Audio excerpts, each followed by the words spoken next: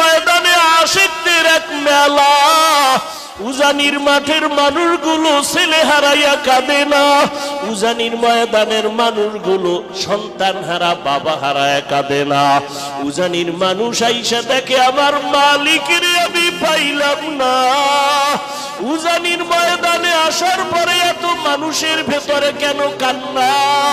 ওরে ওরা তালাশ করে আমার মালিক, আমার মালিকের তো আমি এখনো পাইলাম না। ওই মালিকের মোলাকাত কোথায় গেলে পাবো? পাগলের মতো হয়ে যায়। এখানে আসার পরে অন্তরের হালাত পরিবর্তন হয়ে যায়, এমন একটা হালাত তৈরি হয়।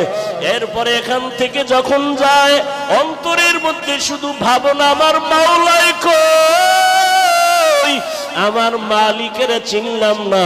আমি আমার ছেলে চিনলাম, মেয়ে চিনলাম, বাড়ি চিনলাম, গাড়ি চিনলাম, টাকা চিনলাম, ক্ষমতা চিনলাম।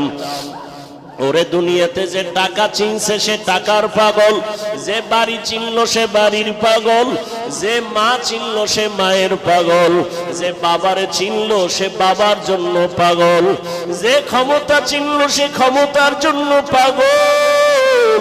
আর যেই বান্দা বান্দি একবার আমার মাওলার পরিচয় পাবে, ওই বান্দা আমার মাওলার পাগল না হইয়া পারবে না।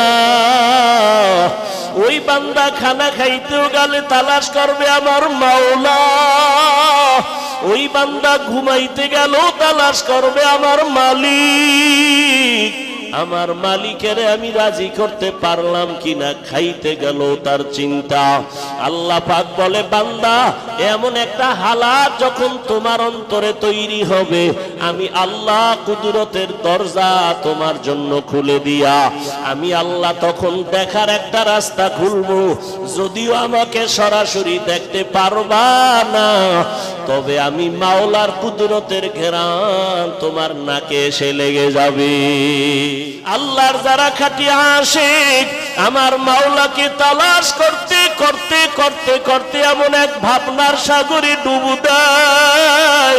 ওই আশিক বান্দা তখন এমন হালাত ডাইনেও দেখে আমার মালিকের কুদরতের ঘেরান। ওই বান্দা যেদিকেই থাকে আমার মালিকের কুদরতের ঘেরান। আল্লাহ পাক বলেন, ফাআইনামা তুওয়াল্লু ফাসাম্মা ওয়াজহুল্লাহ। এরে বান্দা তুই যেদিকেই তাকাও সেদিকেই তো আমি মালিক। আমি মালিকের ফাঁকি দিয়া কোথাও পালানোর কোনো জায়গা নাই। ওরে আমার মাওলার আদালত বড় কঠিন। আমার মালিক